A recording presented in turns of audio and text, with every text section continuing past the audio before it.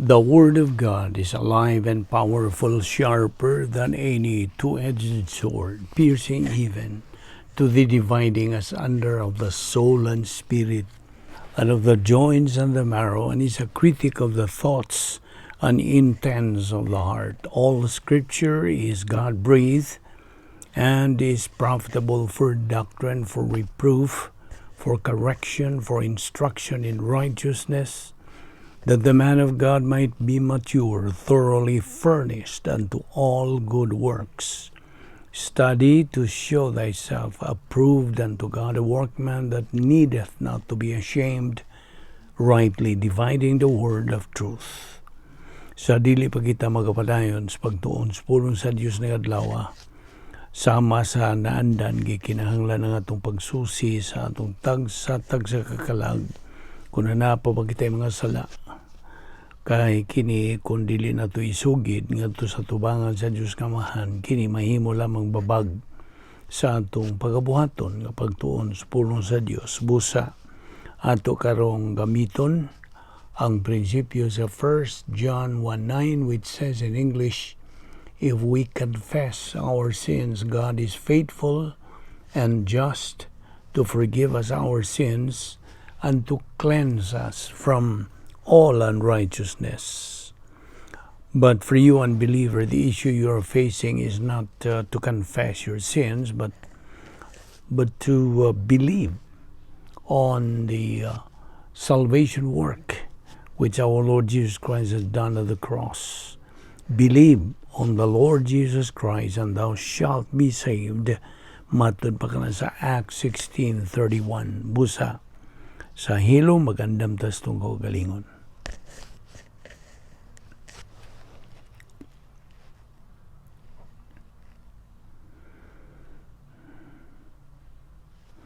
Amahan namong langit no, nagapasalamat kami kanimo nining lain sa mga adlaw nga imong gipadangat kanamo. Buhi pa kami ni among lawas kinito'y mailan nga ikaw nagapadayon pagayon sa pagliho kay imong plano sa among kinabuhi. Busa buot nimo nga kami magatubo diya sa imong grasya o kay balo aron kami makakat-on og dugang pang mga kamatuoran o nga kami makatubo hangtod makabot na mo nga among tumong nga maong espirituan ng pagkahamtong. Bani kami karon pinagis pagtudlo kanamo sa balang Espiritu Santo kining tanan among gipasalamatan sa ngalan ni Ginoong Jesucristo. Amen. Well, may adlaw sa tanan, niya pa kita magadupot sa atong tunanan the hypostatic union of our Lord Jesus Christ. Now, padayon kita atol sa iyang hypostatic union ni Ginoong Jesucristo. Ang tanang mga milagro were performed pinagi sa plano sa Dios, dili pinagi sa pagka-Dios ni Ginoong Jesucristo. Miracles are not a problem-solving device. We know that. So, aniya ang atong isgutan kagahapon ang tulo ka mga kategorya sa mga milagro atol sa hypostatic union ni Ginoong Jesucristo.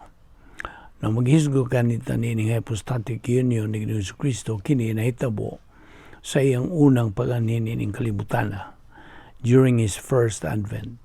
So ang una nining kategorya mo gitawag nato creation-related miracles. Kaya si Ginoong Jesucristo mao man ang magbubuhat. He is the creator. Ang ikadua, Messiah-related miracles. Our Lord Jesus Christ miracles gihimo kadto aron sa pagpadayag sa iyang credential nga siya mao ang matuod nga Mesiyas.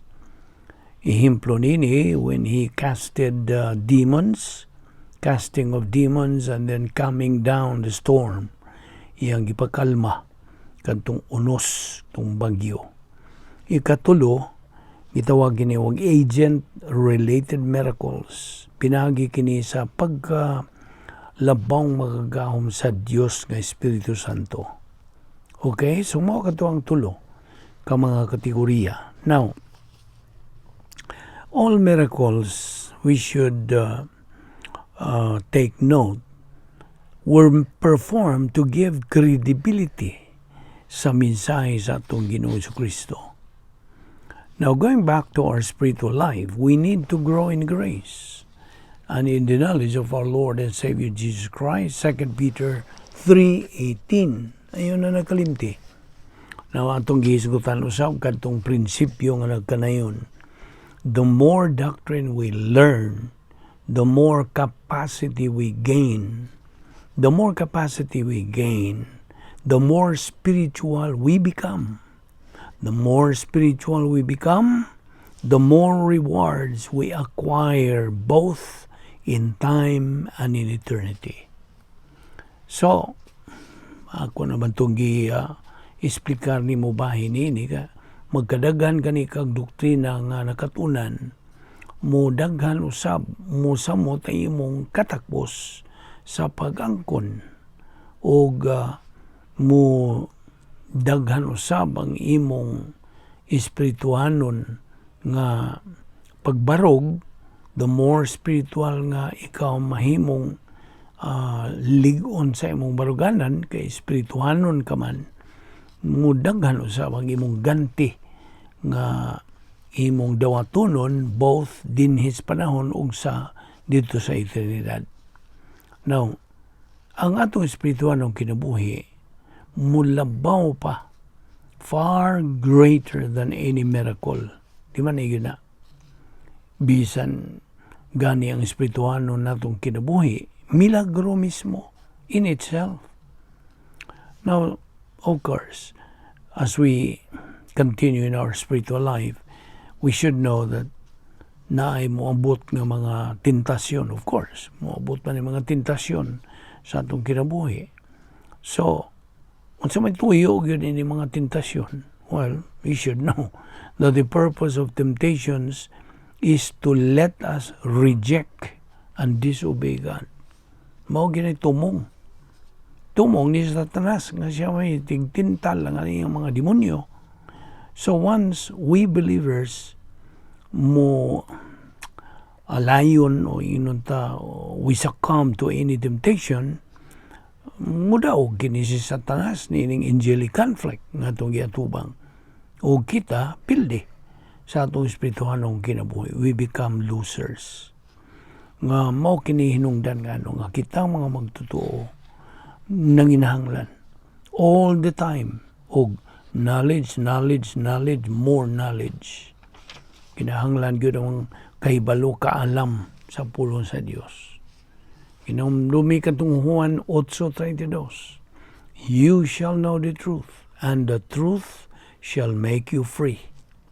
Now, sa diha nga usa ka magtotoo, makuwangan na siya or does not have doctrine, he is not free. Dili ra ba siya gawas nun? He's just in bondage to his old nature. Ahintin ni Satanas kining kinaiyang makasasala.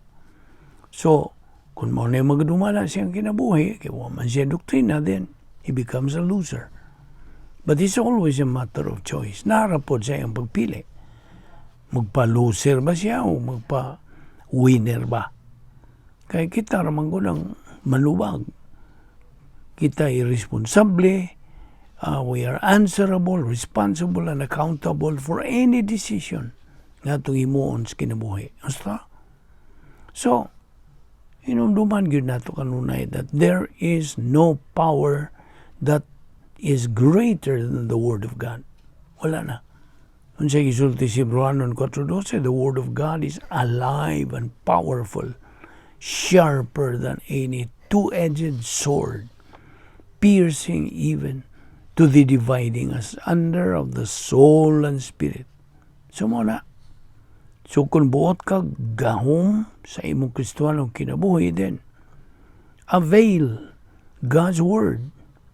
And this is available all the time, 24/7, 365. Muna nga wag yun tayo ikapangulipas. We have no excuse not to have this power. You see, again, it's a matter of choice. Naragis pagpili ni mo. Yung tao, lagi produktor man siyang desisyon. It's a matter of priority. Dumigid itong unom ka mga requirements in the spiritual life. Ako ang gihatagan og memory aid, ROTMPP, routine, organized life, true scale of values, making good decisions from a position of strength, persistence, and perseverance. O unsa man nato pagtukod sa atong dakbalay? Well, pinagi sa foundation which is God, the Holy Spirit. Isip mo man yung magadasig ka na to, ang Espiritu Santo. Once ka magatukod tanini, magsugod kita sa grace orientation. Sundan kini sa mastery of the details of life. And then, what follows is relaxed mental attitude, and then, kantong tulo ka klase nga kategorya sa gugma. Gugma nga to sa Diyos gamahan, gugma nga to sa right man, right woman, o gugma nga to sa tanang tao. You see? Mo kana ang three categories of love nga atong matukod diha sa atong dakbalayon niya. Sundan kini sa inner happiness plus H nga iha kining kalipay sa Dios, and then sundan usab kini sa occupation with Christ. So, Luke chapter 2 verse 52, ang atong Ginoong Kristo grew in wisdom and stature. So, ayaw na ginikalimti kining mandok sa pulong sa Diyos, that we have to grow in grace and in the knowledge of our Lord and Savior Jesus Christ. 2 Peter chapter 3 verse 18. God's word, besides being a power, is every believer's food. Spirituhanon kining kalanon. Man does not live by bread alone, but by every word that proceedeth from the mouth of God. Matthew 4:4. No, mo itong akong giingon mo last time nga there are many Christians today who are spiritual bulimia. Ano sa maning bulimia? It is a disease of a person who eats a lot of food but just throw it up, vomit later. Yes, daghang mga magtutuo karon nga nagatuon kuno is pulong sa Dios. They study the Word of God a lot, but just don't believe and do not use it after studying God's Word. They have that bulimic desire. Okay, di nila muna kita kutob at ipadayon ni Uma. Magampot, amahan na mong Diyos, salamat sa imong grasya. Bani kami sa among paggamit ni imong kamaturan sa mga lawan-lang panginabuhi. Aron kami magkatubo espirituanon. Kining tanan, among ipasalamatan sa ngalan ni Ginoong Hesukristo, among bugtong manluluwas. Amen.